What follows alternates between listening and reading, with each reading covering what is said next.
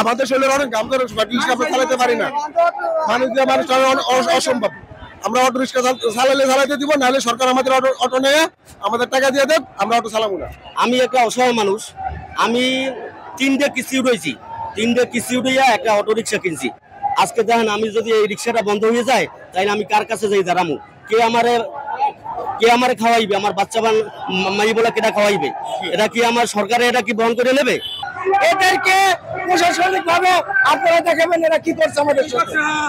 এই রিক্সা চালকরা তো চোর না, রিক্সা চালকরা চোর তো হলো তারা চুরি করে, যারা আজকে সময় নিয়ে রাখা 12 কোটি টাকা নিজের অ্যাকাউন্টে জমা করে, রিক্সাওয়ালা চুরি করে টাকা অ্যাকাউন্টে জমা করে না, আর পরিশ্রম করে খায়।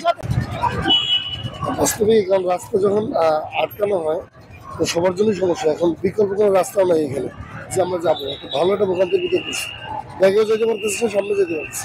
সরকার কি করতেছে এইসব সাধারণ ব্যাপারে এগুলি দায়িকা মিট করতে পারে। মানুষের আমাদের ভোগান্তি রাস্তাঘাটে, আমাদের রুগী আছে, বিভিন্ন অফিস আদালতে কাজ আছে, কিন্তু আমরা যাইতে পারতেছি না। কাজে যাচ্ছিলাম, সো এটা যেতে পারতেছি না, ওরা আটকে রাখছে রাস্তা, কোনোভাবে যাওয়া যাচ্ছে না। আবার অনেক বিশৃঙ্খলা হয়েছে, ওইদিকে গাড়ি সব আটকায় আছে। এখন এই জিনিসগুলো তো ঠিক না। 2 দিন অন্তর অন্তর যদি এরকম হয় তো আমাদের অর্থনীতিতেও একটা ইফেক্ট পড়বে, আমাদের চলতে পথে সমস্যা হচ্ছে। কারণ সে সকালে বের হয়েছে, এখনো যাইতে পারতেছে না, তো এটা একটা সমস্যা না?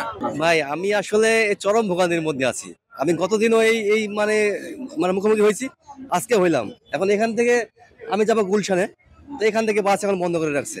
আমি গতদিন এখান থেকে হেঁটে গেছি গুলশানে, আসার সময় আমার টাকাও গেছে, আমাকে হাঁটাও লাগছে।